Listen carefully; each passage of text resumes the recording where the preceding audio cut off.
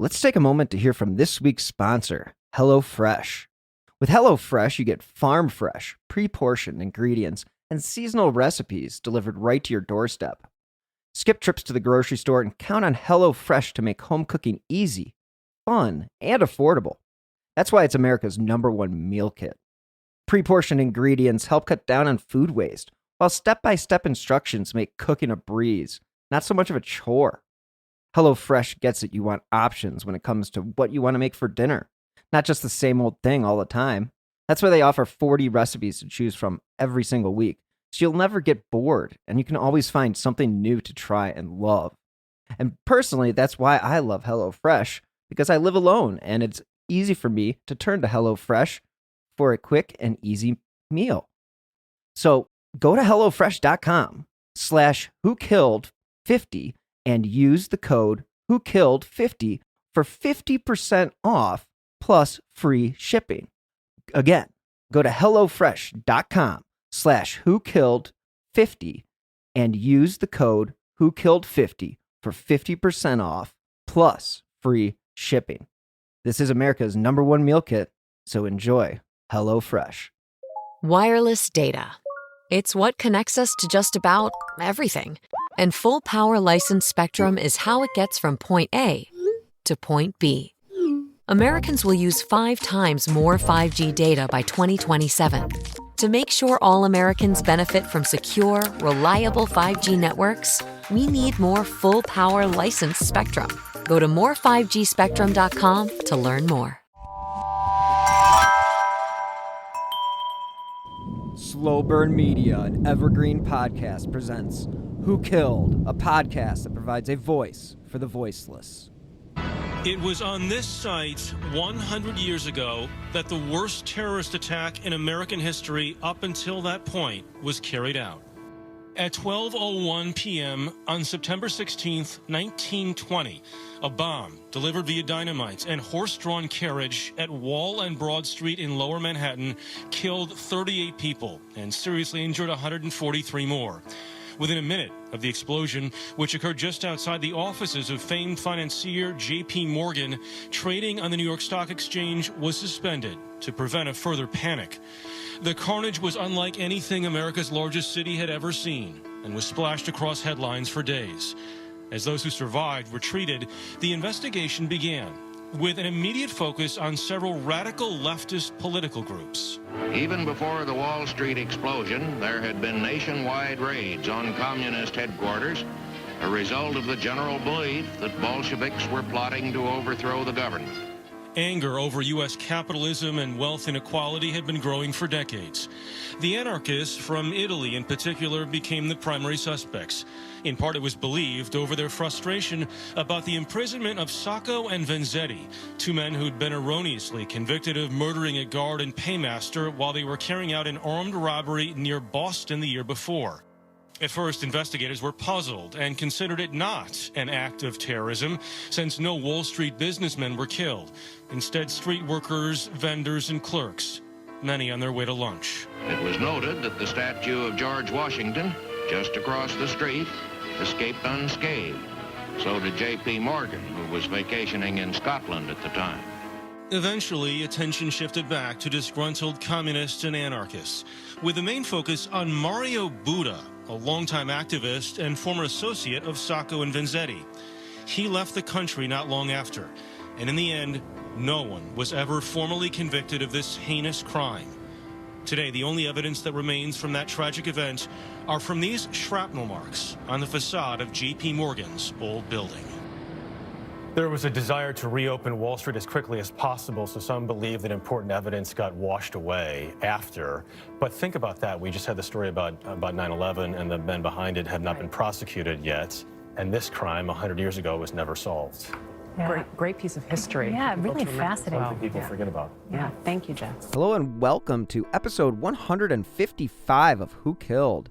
I am your host, Bill Huffman, and this is a Slow Burn Media and Evergreen Podcast production. I'm changing things up this week. We're not going to be talking about a murder. We're going to be talking about a mass murder. From 1920, that is. And that would be the Wall Street bombing that claimed more than 30 lives. Who was to blame? And you may be wondering, how could this happen in a busy New York City? Well, clearly, that didn't change 9/11, nor did it change the bombing at the original World Trade Center back in the 90s.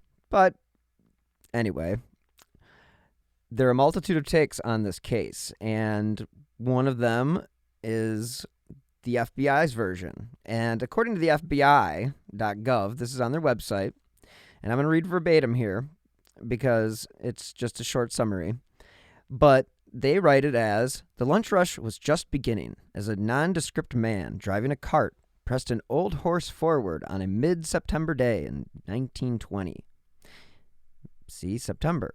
He stopped the animal and its heavy load in front of the USA office, across from the J.P. Morgan building in the heart of Wall Street. The driver got down and quickly disappeared into the crowd. Within minutes, the cart exploded into a hail of metal fragments, immediately killing more than 30 people and injuring some 300. The carnage was horrific, and the death toll kept rising as the day wore on and more victims succumbed. Who was responsible? In the beginning, it wasn't obvious that the explosion was an intentional act of terrorism. Crews cleaned up the damage overnight, including physical evidence that, of course, today would be helpful in identifying the actual assailant. By the next morning, Wall Street was back in business. Broken windows draped in canvases, workers in bandages, but functioning nonetheless. Conspiracy theories abounded, but the New York Police and Fire Departments, the Bureau of Investigation, and the U.S. Secret Service were on the case. Each pursued different leads. The Bureau interviewed hundreds of people who had been around the area before, during, and after the attack, but developed little information of value. The few recollections of the driver and wagon were vague and virtually useless. The NYPD was able to reconstruct the bomb and its fuse mechanism, but there was much debate about the nature of the explosive, and all of the potential components were commonly available. The most promising lead had actually come prior to the explosion, when a letter carrier had found 4 crudely spelled and printed flyers in the area from a group calling itself, quote, the American Anarchist Fighters, that demanded the release of political prisoners. The letters, discovered later, seemed similar to ones fomented that had been used similarly to the ones used by the Italian anarchists. And the Bureau worked diligently investigating up and down the East Coast to trace the printing of these flyers without any success. Now, there were previous bomb attacks in the earlier decade, and the Bureau initially suspected followers of the Italian anarchist Luigi Galliani. I totally butchered that, I'm sorry. But the case couldn't be proved, and the anarchists actually fled the country. Over the next 3 years, hot leads turned cold, and promising trails turned into dead ends. In the end, the bombers were never identified. The best evidence and analysis since that fateful day of September 16, 1920, suggests that the Bureau's initial thought was correct, that a small group of Italian anarchists were to blame. But again, the mystery remains, and it was a young FBI at the time, and they were struggling to really get a grip on what had actually happened. And so later you would have the Associated Press stating that after 1 week of investigation of the explosion that spread death and terror in Wall Street, officials today still groped for anything that might lead to a solution. Literally, scores of dues, stories, and conjectures have been sifted by operatives of the Department of Justice and local authorities without result. So again, you have the New York Police Department, you have all these different agencies trying to figure out what's going on with this bombing, yet they're not able to put 2 and 2 together. And you see that come up literally 81 years later on September 11, 2001, when you had the FBI tracking certain people, you had the CIA tracking certain people, and then you had the NSA, and nobody was communicating with one another. And guess what happened? Well, one of the worst, if not the worst thing ever. I mean, it's definitely top 2, 3. And again, it could have been prevented if there was just a form of communication. Now, History.com looked back at the bombings in 2015 in a 95-year retrospective, and they wrote, in Lower Manhattan's financial district, it was the center of American capitalism in the 1920s. Then the southeast corner of Wall and Broad Streets was its most important junction. It was dominated by the headquarters of J.P. Morgan and Company, a financial leviathan that had come out of World War I as the most influential banking institution on the globe. Across the street stood the U.S. Sub-Treasury and the SA office. The bustling New York Stock Exchange was located just down the road. Rain was in the forecast for that September 16th day in 1920, but as the bells of nearby Trinity Church rang in the noonday hour, quote, the corner was its usual hive of activity. Bank clerks and stockbrokers swarmed around the building fronts, and the streets were clogged with automobiles and messenger boys. Few in the lunchtime crowd paid any notice to the battered horse-drawn wagon parked in front of the SA office, nor the driver that had anxiously dropped the reins and hurried off down the street. The final ring of the church bells was still hanging in the air at 12:01 when the 100 pounds of dynamite concealed in the wagon detonated with an ear-splitting roar. Quote, that was the loudest noise I've ever heard in my life, J.P. Morgan employee Andrew Dunn later remembered. Quote, it was enough to knock you out by itself, unquote. The blast derailed a streetcar a block over and sent debris soaring as high as the 34th floor of the nearby Equitable building. Pieces of the wagon's ill-fated horse landed hundreds of yards away, while stockbroker Joseph P. Kennedy, father of future President John F. Kennedy, was lifted clear off his feet by the concussion, as were many others. Again, this is straight from History.com. Now, those closer to the wagon were consumed in pillars of flame or cut to pieces by hundreds of pounds of metal fragments, most likely iron sash weights, that had been cruelly piled on top of the bomb to act as shrapnel. Quote, I saw the explosion, a column of smoke shoot up in the air, and then saw people dropping all around me, some of them with their clothing afire, a witness later told the New York Sun.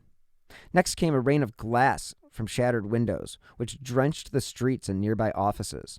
The inside of the Morgan building was raked by debris.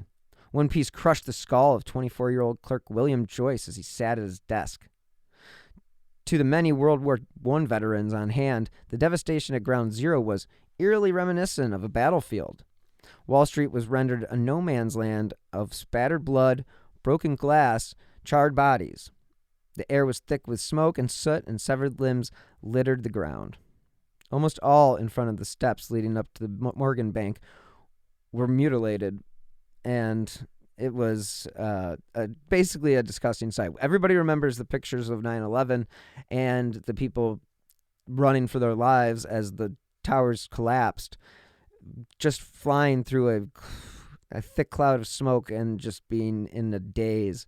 I can only imagine what it would have been like in 1920 when they had absolutely no ability to communicate with each other than through telegraphs, and I mean telephones were around, but it still wasn't like it is today. And this would have been an awful, awful scene, especially without the modern medicine that we practice today. I mean, I'm sure it was better in 1920 than it was in 1820, but damn, lots of people probably could have survived that and ended up dying because they just didn't have the medicine to treat these people or the expertise even. So as this bomb was going off, people were saying, quote, other bodies, most of them silent in death, lay nearby. As I glazed horror-stricken at the sight, one of those forms, half naked and seared with burns, started to rise. It struggled, then toppled and fell lifeless into the gutter. Just reading accounts like that, it's absolutely shocking to think that this case hasn't been highlighted more. I would assume that it has to do with the fact that 9/11 happened, the World Trade Center bombing happened, but it does make for an intriguing story, but we definitely don't want to be promoting any copycat type of things, and especially with everything that's going on in this day and age, I'd say it's probably better left, probably in the back burner of things. Maybe we don't keep this one out there as public as some other horrible things. But it is important to note that there was literally nobody there to hold anybody accountable. Now, trading at the stock exchange did ground to a halt, and some 2,000 New York City policemen and Red Cross nurses did converge on Wall Street to help comb through the wreckage. And again, as I said, the initial explosion killed 30 men and women, and another 8 would later die from their wounds. Now, again, hundreds of people were injured, and of course they were, because they had shrapnel flying through crowds of people, and this is just an absolute horror and disaster waiting to happen if you just set off a bomb in a crowd. It is what's going to happen. Now, of course, the attack would remain the deadliest terrorist incident on U.S. soil until the Oklahoma City bombing 75 years later.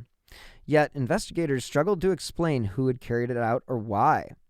The obvious target was the Morgan Bank, which some critics claimed had profited off the horrors of World War I, but most of the wagon's bomb victims were lowly stenographers and clerks, not wealthy businessmen. J.P. Morgan Jr. himself had been thousands of miles away in Europe when the dynamite went off. Quote, "There was no objective except general terrorism," wrote St. Louis Post-Dispatch. The bomb was not directed against any particular person or property. It was directed against a public, anyone who happened to be near or any property in the neighborhood. With the first Red Scare still in full swing, most of the finger-pointing soon centered on an anti-capitalist, communist, and anarchist group. Now, that's the group that we talked about before. And they had been blamed for dozens of other bombings dating back to the 19th centuries.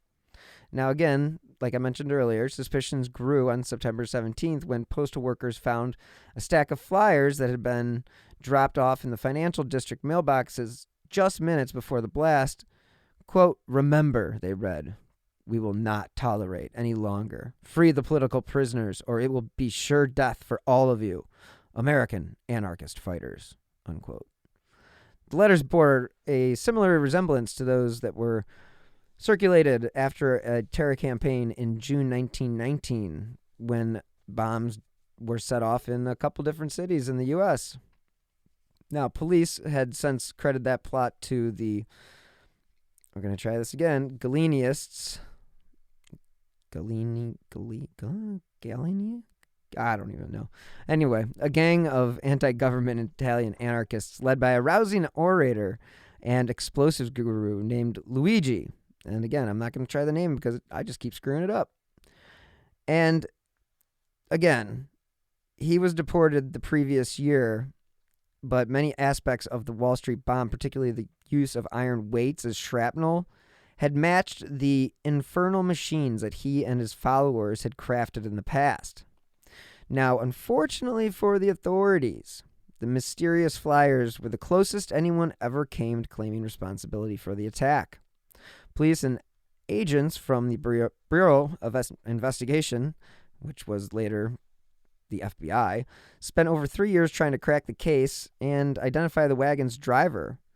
But the trail went cold, as did dozens of others involving everyone from trade unionists to the American Communist Party and even Vladimir Lenin himself.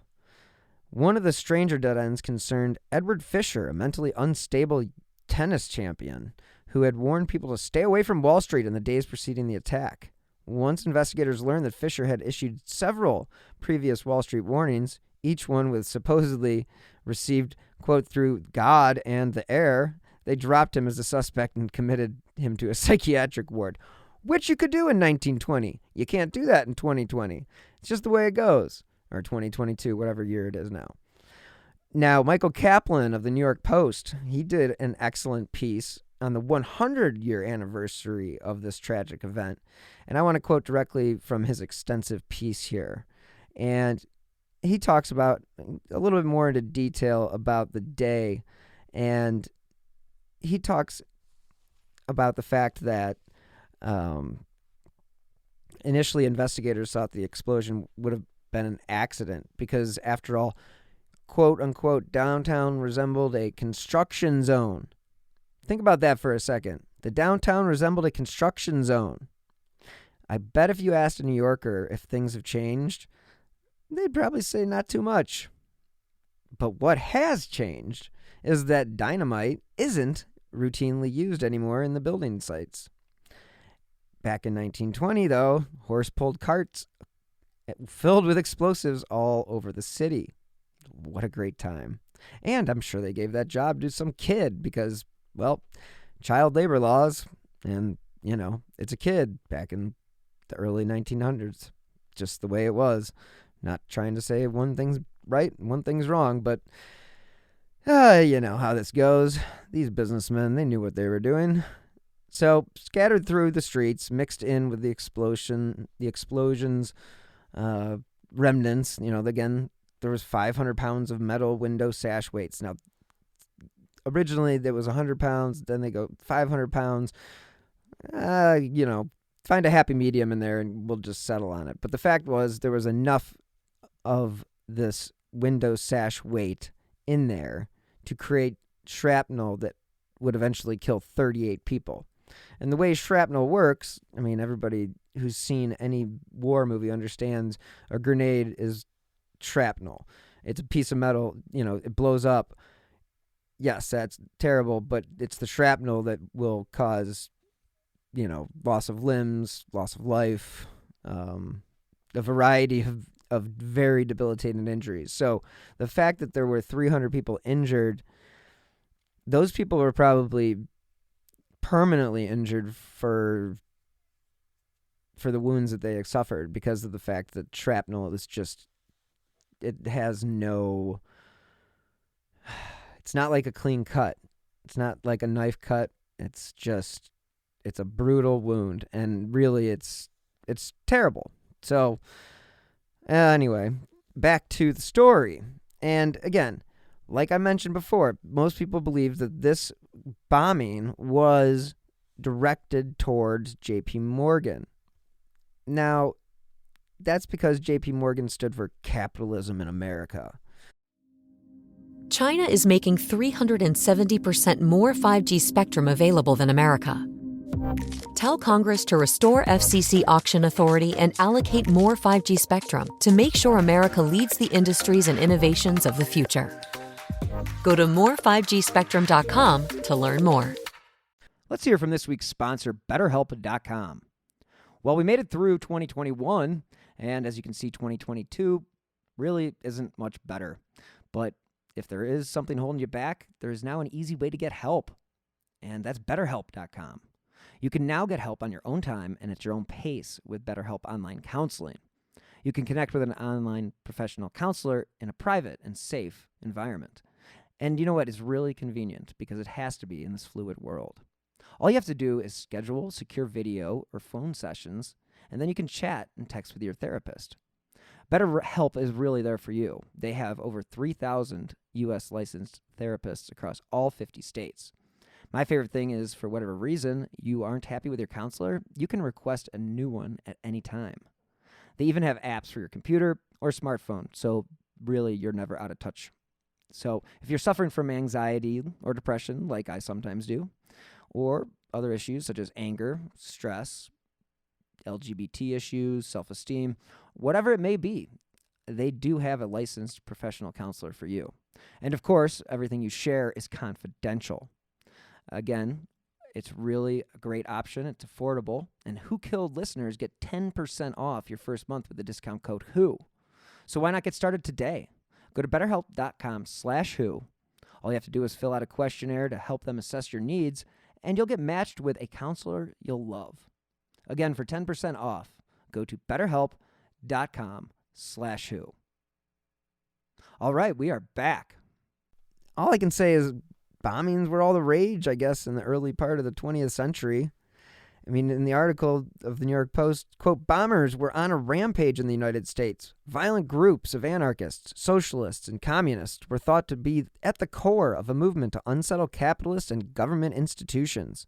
It was a time of social upheaval, with 25% of workers on strike in 1919 in search of higher pay and better working conditions.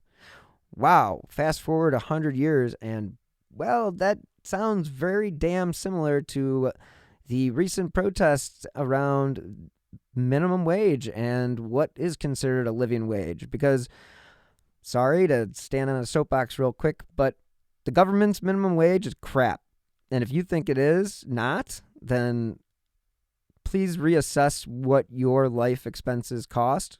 Because if you think you can live on the $8 and whatever it is an hour as a federal minimum wage, try again. It doesn't work. It's just straight poverty. And anyway, off the soapbox, but think about that for a second. So the most recent explosion, bombs had been sent through the mail before to people like Morgan himself, John Rockefeller, and, of course, Woodrow Wilson. I mean, Wilson, terrible guy. Some of those elites were saved by the penny pinching of radicals. Lacking sufficient postage, the packages would never reach their targets. That's pretty funny because, a couple people in there, Woodrow Wilson, I don't know, kind of a racist. In 1919, a coordinated attack had bombs going off in 7 cities, including Washington, D.C., where an explosive was supposed to land on the porch of U.S. Attorney General A. Mitchell Palmer. But, said Gage, it was set to a timer and went off prematurely. The guy carrying the bomb, an Italian anarchist, got killed. Pieces of his body were found all over Palmer's neighborhood. I hate to laugh, but that's pretty freaking funny. Awful as past incidents have been, the Wall Street event was different. Quote, most of the bombings were not designed to cause mass casualty or to hurt a lot of innocent people, said Gage. In this case, though, quote, most of those who were killed or injured were not the wealthy, unquote. Their remains were quickly disposed of. Quote, forensics were not well developed at the time. Workers were washed down the streets, cleared evidence, or workers okay, that would have been bad if they just washed them down the street. But workers washed down the streets. They cleared evidence. They dumped it they dumped it because that's what you did back then. You didn't have landfills. And then there was this sense that the market needed to reopen as soon as possible. So it was just that one day that they closed the markets. And coincidentally, the day, September 17th, on which the exchanges opened after 9/11. Coincidence? I don't know. It's just weird. But, quote, workers came back. They came in limping. They had arms and slings and bandages around their heads. Wall Street had to show that it was functioning. As the financiers regained their footing, the NYPD, the FBI, and private detective firms such as Pinkerton and the William J. Burns International Detective Agency began investigations. So Pinkerton, everybody knows Pinkerton, I think, but they're a private security guard detective agency, and they were founded back in the 1850s by Scotsman Alan Pinkerton. Now, according to his bio, Pinkerton became famous because he claimed to have foiled a plot to assassinate President Abraham Lincoln. Of course, his agents would then go on to work for security during the Civil War. Then Pinkerton agents performed services ranging from guarding military contracting work to breaking up union strikes. I mean, great guys. It was the largest private law enforcement organization in the world when it was at the height of its power. Now, it was during the strikes of the 19th and 20th and 21st centuries, where reporter Business Insider Katie Canellis had stated that Pinkerton agencies try to infiltrate unions, supply guards, they keep strikers and suspected unionists out of factories, and recruit goon squads to intimidate workers. One such confrontation was the Homestead Strike of 1892, in which Pinkerton agents were called in to reinforce the strike-breaking measures of industrialist Henry Clay Frick.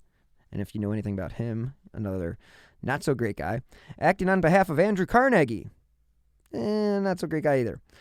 The ensuing battle between Pinkerton agents and striking workers led to the deaths of 3 Pinkerton agents and 9 steelworkers. So basically, these guys were basically just a bunch of goons that would go around and fight people and say, we're going to intimidate you. You can't start a union.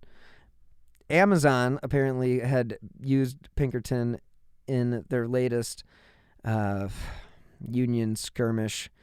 Think about that for a second. Amazon, a billion-dollar company, is hiring a private detective agency to infiltrate union meetings that Amazon employees are trying to hold. It's sick. Jeff, Mr. Bezos, come on, buddy. Your wife is making you look like a fool. You gave her half of your wealth when you were only worth $120 billion, but look how much she's done. Look how much she has given. And look how much you haven't. And look how rich you've been since this pandemic started. Time to share some of the wealth, Jeff. And that's not socialism talking. That's just being a good person. And it's also called charity. When you donate pretty much similar amounts to what middle class workers donate, that's pretty much not cool, dude. So, Jeff, again, get off your rich man horse. You're not going to catch Musk. So, deal with it. Start being more charitable. Treat your employees better. And speaking of that reminds me of being just in Colorado, where another giant company, Vail Resorts, is ruining the ski industry by not paying their employees and buying every ski resort across the United States, then limiting hours because they're not willing to pay their workers. So really, since forever, really, let's be honest, the guys with the money, they don't want to give it up. And sometimes they have to wake up in order to realize that, hey, in order to make all this money, I need these employees. I can't continue to treat them like shit, or everything will go to hell in a handbasket. I mean, it is not unbelievable to think that some of these companies could just die because their workers are treated so poorly. I mean, you read the horror stories of Amazon. I mean, my Lord, yes, please do something there. Like, people need control. You don't necessarily need a union, but you need to have a strong, really strong group of employees. Costco's a great example. Just standing on my little soapbox for a minute there. I apologize. But was there a suspect in this case? Well, there was, and that was Edward Fisher. Now, he was an investment guy, and he was a former employee of a well-regarded brokerage firm. And shortly before the bombing, he actually had warned, get out of Wall Street as soon as the gong strikes 3 o'clock Wednesday the 15th. Good luck. Now, Fisher, whom an ex-employer described as the victim of a, quote, nervous breakdown, which left him mentally deranged, was actually in Toronto at the time of the bombing. Authorities briefly held and questioned Fisher before cutting him loose and turning into a powerful tool created years earlier by J. Edgar Hoover. Quote, he made an early surveillance system by creating a database of all the radicals in America, said Susan Bellows, director of the American Experience documentary, The Bombing of Wall Street, as she told the Post. Quote, it was the first example of peacetime surveillance. Now, Kaplan goes on to write, known anarchists and communists were uncovered and questioned with the help of Hoover's system. Additionally, hundreds of tips rolled in, and there were loads of eyewitnesses, but their recollections were so contradictory that they couldn't even agree on the color of the bomb's smoke. Quote, a lead theory was the bombs were set by a prominent Italian anarchist, but investigators were unable to build that case, said Bellows. Hoover thought the bombing was directed by forces in Russia, but that didn't go anywhere either, and so no arrests were made. Now, it's widely speculated, as we've talked about, that an Italian anarchist was involved, but Mario Buda is the name that they attached to the person who may have committed the actual incident. And Buda was thought to be involved in the 1919 bombings, but he was actually never brought into question because he fled to Italy after the Wall Street bombing. So you have some circumstantial evidence there, and that's very much a possibility. Now, again, as the investigation went on, basically there were no leads. And around 1925, a Wall Street Journal reporter visited the site on the explosion's anniversary and basically, financial district workers barely recalled a thing. And there's absolutely nothing, Kaplan writes, that commemorates the site of the Wall Street bombing today. Although there are powerful remnants, grapefruit-sized pocks in the limestone exterior of the building that once symbolized capitalism in America. Quote, it's easy to imagine that terrorist violence only began in the late 20th century. But this is a reminder that it was always and always has been in the system, and most likely always will be. So again, here we have a situation where the bombing goes unsolved. I mean, we really don't know what's going on.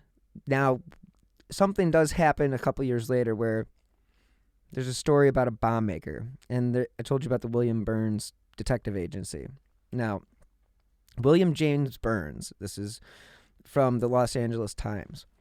And William James Burns, chief of the Bureau of Investigation of the Department of Justice, late today, questioned Herbert Wilson, convicted murderer and jailbreaker, regarding Wilson's statement that he had made the bomb which caused the Wall Street explosion in 1920. Burns came in from Florida to question Wilson. Wilson tells a straightforward and logical story. Burns said, while it's true that the Department of Justice has closed the investigation on the Wall Street bombing, having learned that these parties responsible for it are now in Russia, Wilson's story could well fit in with the facts as we already know them. We will start immediately checking up on the details as he gives them to us. If our investigation proves Wilson's statements to be true, and I know of no reason why it should not, we will know the source of the explosive that went into the bomb. Byrne declined to disclose any of the information Wilson gave him, of course.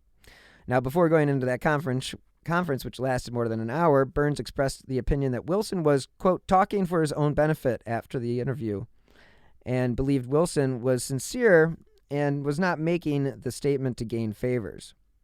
Wilson told Sheriff William Traeger about 2 weeks prior that he had furnished the explosive and manufactured the bomb which was used in the Wall Street bombing. The bomb, he declared, was made at his home in August 1920 and was sold for the purpose, he thought, to be used as like a safe blower, basically. So Wilson and his partner Herbert Cox were arrested for robbing a mail truck. While awaiting trial, they attempted a jailbreak, and Cox was shot and killed while he and Wilson were alone. Wilson was convicted of the murder and sentenced to life imprisonment. He escaped from the county jail October 17th, 1923, but was recaptured 2 days later. So, again, you have another detective agency looking into this case going, all right, it's probably this guy, but there's no evidence. So what do we do? Well, they didn't do anything. Nothing. The last official inquiry into the Wall Street attack took place in 1944, and that was when the FBI reopened the decades-old case and concluded the explosion was likely the work of course, the Italian anarchists or terrorists. Now, like I've talked about, possible suspects, Buddha, Galliani.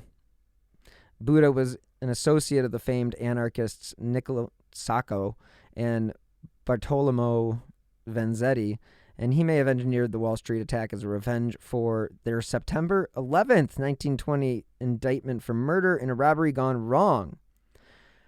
The similarities between these attacks and 9/11 are absolutely disturbing. But the bottom line is, the scars are still visible in the buildings today. There's really nothing to symbolize what happened on that day on September 16th, 1920. We know 38 people lost their lives.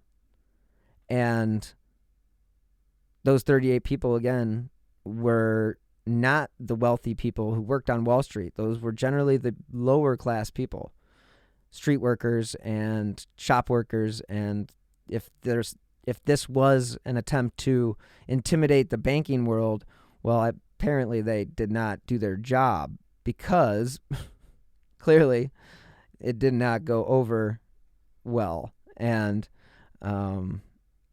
nobody took responsibility. That's another big question mark. So you create this bomb.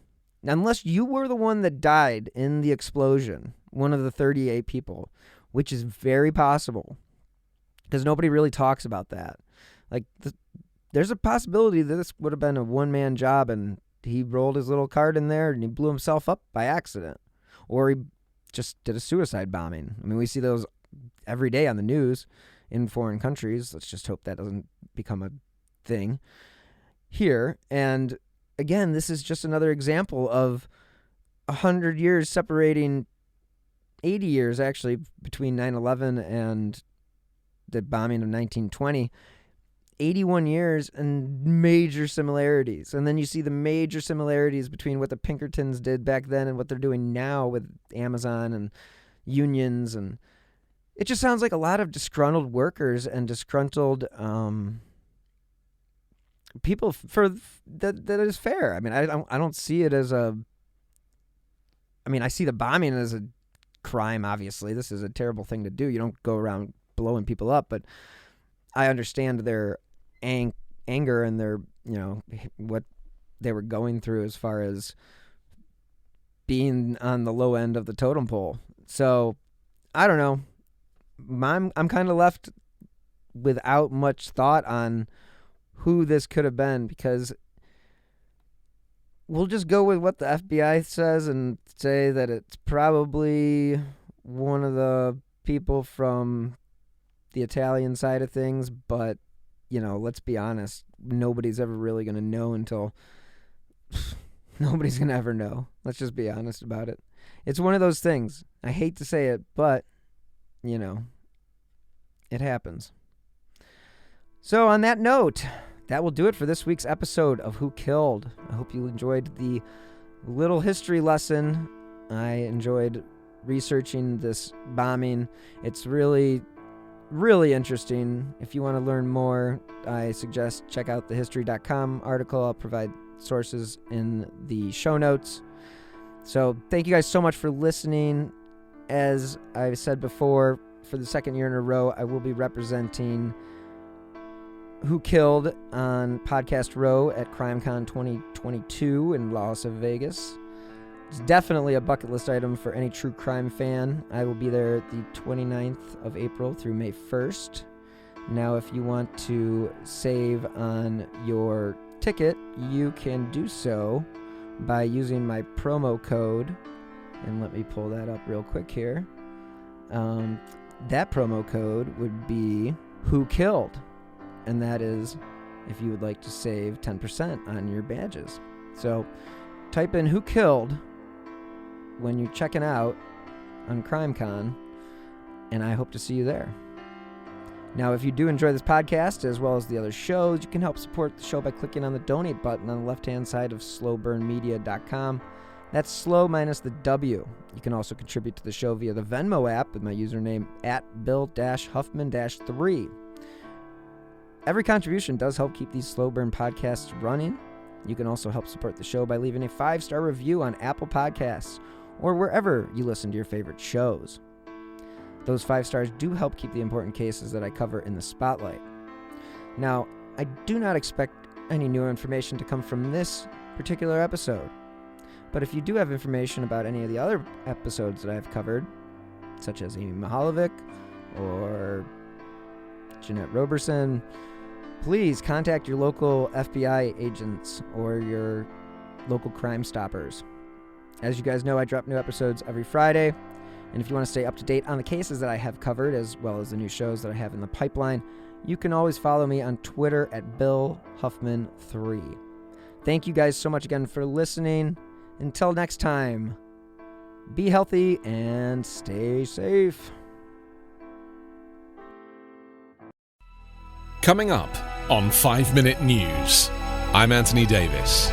You might think it's partisan because maybe it's critical of one side or the other, but it's not. It's just the truth. And I think that's also something that's kind of unusual for Americans listening to the radio or to podcasts, because The news landscape in the States has been so partisan for so many decades, so 5 Minute News is verified, truthful, independent, unbiased, and essential world news daily. Hi, podcast listeners. I'm Carol Costello, a former CNN anchor and national correspondent. This January, I'm launching a podcast about one of the first cases I ever covered as a journalist. It's one that stuck with me all of these years, the one that buried itself under my skin and stayed put. It's a true crime series about an amazing woman named Phyllis Cottle, who defied torture and death and brought a fierce rage to the quest to find her attacker. Carol Costello Presents Blind Rage is a production of Evergreen Podcasts and signature title of the Killer Podcast Network. Listen and subscribe wherever you get your podcasts. Discover more great true crime and paranormal programming at killerpodcast.com.